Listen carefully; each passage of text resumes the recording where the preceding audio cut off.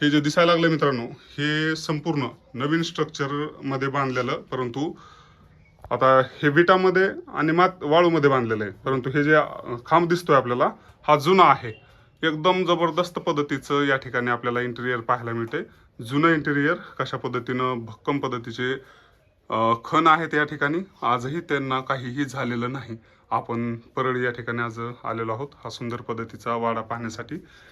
तर हा मुळी साहेबांचा वाडा आहे, जे की सध्या या ठिकाणी राहत नाहीत. तर या ठिकाणी राहतात सर्वदे साहेब. सर्वदे सर, ही जी समोरची वास्तू आहे ही बंद आहे, कारण की या ठिकाणी आता सध्या माणसं कमी आहेत राहायला, त्याच्यामुळं. आणि ही पलीकडलं काय आहे? ते बाजूच्या काकूचं घर आहे. अच्छा. तर आपण ज्यावेळेस आतमध्ये गेलो लादणीमध्ये, तर दुसऱ्या लादणीत गेल्याचं आपल्याला खूप थंड वाटत होतं, पण या ठिकाणी आपल्याला खूप गरमी आहे. मला तर भरपूर घाम आलाय, पाहू शकता मित्रांनो, अशा पद्धतीने घाम आलाय. म्हणजे जी लादणी आहे त्या ठिकाणी मात्र खूप थंड आहे.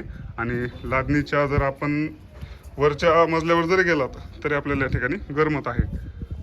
त्यानंतर मित्रांनो, सुंदर पद्धतीचं आपल्याला पुढं एक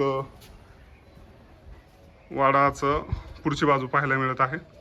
तर नाही हां, हे काय आहे? अच्छा, घरामध्ये आड. अरे बापरे.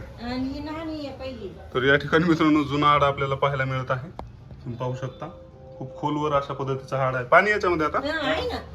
क्या बात आहे. जुनी बाथरूम.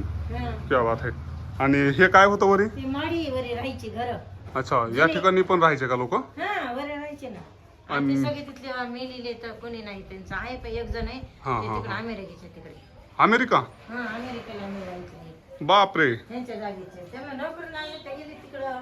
अच्छा, इंडियामध्ये नाही आता. नाही, ज्याला नाही ते